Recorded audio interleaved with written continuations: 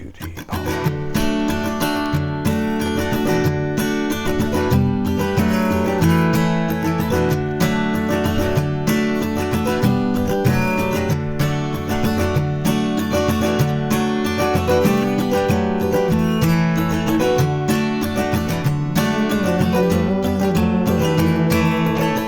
Everybody, Shane back with you here from Guitar Work. Welcome back. This is exciting. This is Bob Dylan's Blowin In The Wind. People find out you play guitar, you better be able to play this one. This is a classic for sure. I'll send this one out to John and Kath in Milton, Ontario. And Kath, I hope that wrist is healing up. John, thanks for sending me that video last night. You guys, notice I've got capo 7. Capo 7. Now you're going to see Dylan play it with the capo and without the capo. I'm going to do it exactly like the original recording, which was capo 7. You're going to see footage of Bob Dylan playing it without a capo, playing in D shapes down here, things like that. But the original recording was definitely capo 7. It's a bit of a contentious issue out there, so just so you know, we'll be doing it just like the record, okay? So capo 7 way up there. You're going to find the frets are a little smaller up there, of course, but you'll get used to it in a hurry. I might mention also, you probably want to tune with the capo on. Sometimes we just pop that capo on, and it can make you out of tune. So tune with the capo on. Just usually it goes sharp, especially in the bottom strings, the low strings. Yeah, so we've got, hey, I'll mention to you, thank you for coming back and subscribing and all that good stuff. Well, you got 2 song sheets here for you. If you go to patreon.com/guitaratwork, you can grab those. I'll be referring to those the whole time. I've got them here on my trusty iPad as well. It's going to give you the chords and the words over top, and also the strumming pattern and your chord shapes as well. I thank you for coming back, and your requests and all your suggestions and comments have been really great. I appreciate that. Thumbs up for a big deal on YouTube, and you've been kind to me there. Thanks very much for that. Let's take you right through the chords here first. You're going to need G, and you're going to need this version of G. As we know, there's a couple of versions. You want this version G. I'll call that the big kids version. If you're used to the other G, 4-finger G, you need them both in your life, so you may as well have them both. That guy, you may find this guy difficult if he's new to you, but it's well worth chasing. That's my ring finger there, middle finger on the 2nd fret of the A, and pinky is going to the high E there. There we go, that's important. And you're going to need a C shape. Piece of cake for you. Now there's something called a C/B. A C/B. When you see a slash beside a chord, it's indicating they want a certain bass note. Usually means there's some activity in the bass. C/B. I'm just going to take off my ring finger and move my middle finger 1 string thicker, so 2nd fret of that A string. Now when you play it all by itself and isolate it like that, it doesn't sound right. Something funny's going on. But remember, it's a passing chord and it's moving. So I'm going to go from G to C to C/B. And then to a D chord /A. D/A means D with an A in the bass. Nothing complicated, it just means we're used to not hitting the lowest 2 when you play a D chord. We're used to Xing those out. In this case, the A string is available. Your 2nd thickest string is available. It's an important part of the song. You're going to hear a descending little line in there. So we've got G, C, C/B, D with an A in the bass, and back to G. That's all you're going to need. That's it. And you're going to find the order again on those sheets. Head to patreon.com and grab those. The strumming pattern, when somebody imposes a strumming pattern on you, there's always variation in there, but something that captures the spirit of it would be this guy. You'll see this written on your sheet. Bass, down, down, up, down, up. Bass, down, down, up, down, up. That's when a chord is not bracketed, that's what we're looking for. It's okay if you put an up at the end of that too. That's okay, he does sometimes as well. That would be this. Bass, down, down, up, bass, down, down, up, down. I've written it without the upstroke in there, but you can put that in to fill it up. That's totally fine.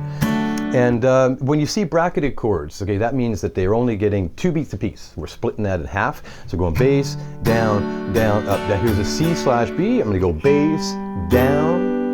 There's your C, sorry, C, and then C/B, bass, down, and then D with the A bass gets a full bar. So let me do it again slowly. Here's a G, bass, down, down, up, down, up. Here's a C, bass, down, bass, down, bass, down, down, up, bass, down, down, up, down. Now that's a lot of the song right there in that very first line of the lyric. So if you probably want to stop tape if those are new to you and get those together. I'll tell you as well, let's do a full play along at the end at full speed, and also a slower play along just to get you warmed up. Maybe do a verse and a chorus at a slowed down speed. We'll do that in just a second. So G. I'm going to start it right from the top and follow along with me if you can. Here's a G, C, C/B, D slash A, and back to the G. And we'll add detail as we go. There's always these little noodles that he's putting in. I want to tell you on the C slash B, this guy here, it's a good thing if your middle finger leans over and chokes out that D string. It's not the end of the world if he sounds, but it's better if he's not there. And it's probably happening quite naturally without trying to do that. Here's that first line again. G. How many? C. C slash B, D slash A, and back to G. G again, second line. There's a C, C slash B, and a double G. Double G. Yeah, now a bit of detail on the double G. When he does that, you're sometimes going to hear that ring finger come off. That little hammer. Let's get you a close up of that. So hammer with the ring finger. You're seeing that guy come off and on. I'm going to take him off of there, pick the open string, and then hammer. Like that. So let me do two G's. Bass, down, down, up, down. Hammer, down, down, up, down. Bass, down, down, up, down, up. Hammer, down, down, up, down, up. Here we go. Taking it from the top again. Here we go. 3, 4. How many rows? G, C, C slash B, D slash A, back to G. Second line, G. Before, C, call, C slash B, and back to G. It's a double. I'm going to do the hammer. Here comes the hammer. The third line, G. How many C's? C slash B, D slash A, back to G. G again, before, C, sleeps, C slash B, A, sand, double D, here's a G, how, C, C slash B, D slash A, back to G. G, C, back to G. Okay, that brings us to the chorus. Hey, I hope you're doing fine so far. Again, stop tape and get those chords together if that's new to you. You may have to look at your right hand to nail those bass notes, and that's totally reasonable. There's nothing wrong with that. Just double check here. There's nothing wrong with that at all. I'll remind you, try to rest not on your bicep like that. Try to be just on your forearm below your elbow, and you're going to get a bit more detail with the pick in there. Hey, the chorus, much the same. It's going to go C, just different order. So C, C slash B, the answer, D, D slash A. I'll always say D. G is blowing, C in the wind, C slash B. The answer, D is blowing, G in the wind. That's it. Yes, there's your chorus. There's an instrumental section after that is just the same as a chorus. That's when the harmonica is happening there. I'm going to put a metronome. The song comes in at 88 beats a minute. I'm going to bring that down to 66 just to play along with the metronome. It's so important to be able to play to a click or a metronome. I put that on. And, whoop, 1, 2, 3. Hey, now I'm going to do the verse, chorus, and then the instrumental section, just at this reduced tempo. Follow along if you can. I'll write down whether in a verse, whether in a chorus, put that on screen for you. Here's 1, 2, sorry, the intro. The intro is 2 bars of G. Just sit there. 2 bars of G. Ready? 3, 4, begin. G, C, C slash B, D, and a G. G, C, C slash B, G. G again. C, C slash B, D over A, and a G. G, C, she sleeps, A in sand.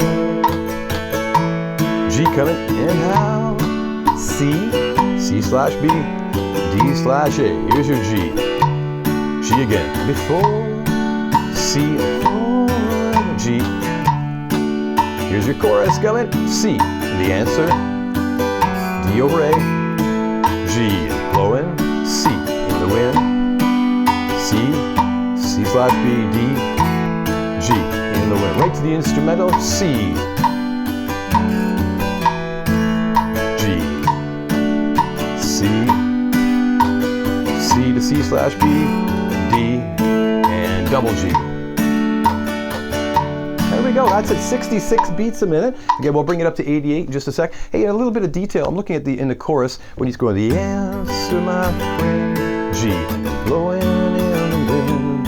You're going to hear on that C on top of the word wind, you're going to hear him go ring finger and then bring that ring finger over to the G in the bass. If you want that kind of detail, that's great. Boom, chicka, bass down, a bass down. So that would be this. The answer, my friend, is blowing in the wind. Right here. The answer is blowing in the wind. Also, on the tagline, in the wind, blowing in the wind, I'll take it from the C in the chorus. The answer is, here's your D, blowing, little bass walk in the wind. That's open E, 2nd fret, low E, and then play your bass note as normal on the G. Yeah, I might put that in context. The answer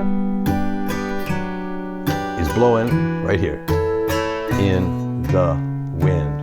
So you're really stealing 2 beats from the D chord there to accommodate that. But don't let that bog you down. That could be the kind of detail that you chase later on. Once you've got it in its basic form, chase that later. People get really bogged down on that and they think the song is too hard. No, no, no. Bob Dylan's all over the place in this. He's got all sorts of cool little moves, little hammers here and there. We can't tackle them all, but we can certainly get a lot of them. I'm going to go up to 88 now. Here comes our full playthrough. Again, stop tape if you're not ready for that, and grab your sheets, patreon.com, follow along. I'm going to have to somehow scroll in the middle of the song, so I may have to sit on a G. I'll tell you. Boom. So that would be, I'm going to sit on G to get a feel for that. There. That's pretty quick. I should tell you, the metronome is tapping on 1 and 3 there, rather than this tap, tap, tap, tap, tap. That's just too frantic feeling, so there's a half note you're hearing there. 1, 2, 3, 4, 1, 2, 3, so like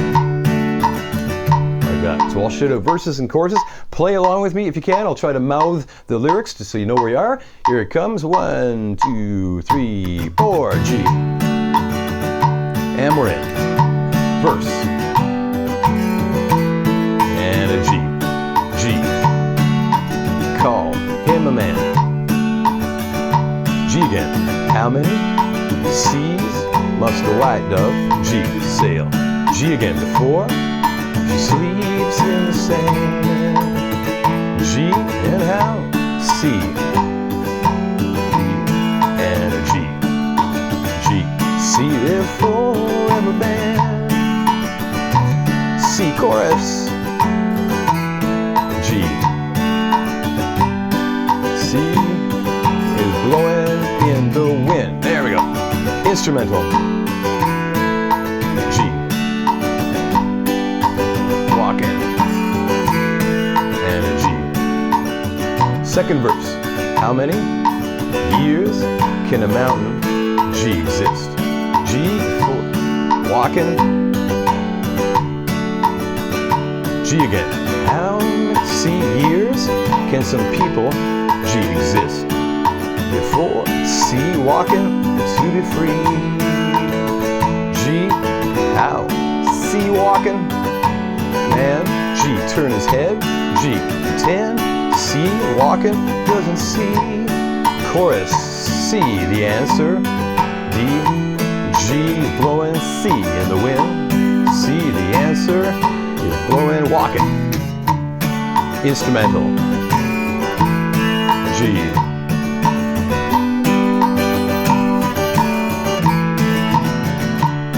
Gotta scroll, stay on your G. 1, 2, 3, last verse. And how? C. Must a man look up? G before C. You can see the sky. G.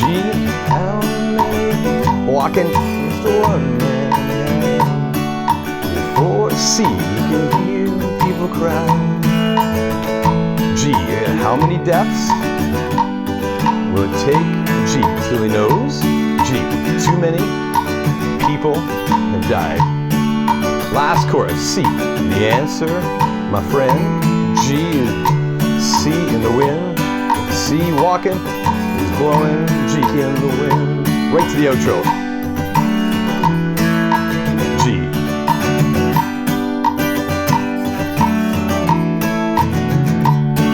There we go. There we go. So that's a full speed run through 88 beats a minute. And hey, go round and round. go round and round. And the big thing about doing real-time play-alongs, if you're not playing with other people, it's very, very important for you to go in and play that in real time. And if you miss something, you miss something. That's okay. I just have to find your place again on the sheet. Look ahead. Say, okay, I'll meet you at the chorus. Because when you're playing with others, you have to stop and then find your place again, right? So very, very important. You can do that. Hey, so thanks again for that, and that's about it. So hey, get in there and play along, and don't be worried if you see him playing without a capo. As I mentioned, he would go back and forth with capo on, capo off, so don't let that fool you, but the original recording is exactly like that. So thanks again, guys, for coming back. Shane here from Guitar at Work, and lots more videos coming. Thanks for your comments, suggestions, thumbs up mean a lot, and we'll see you again very soon. Have fun with it. Bye.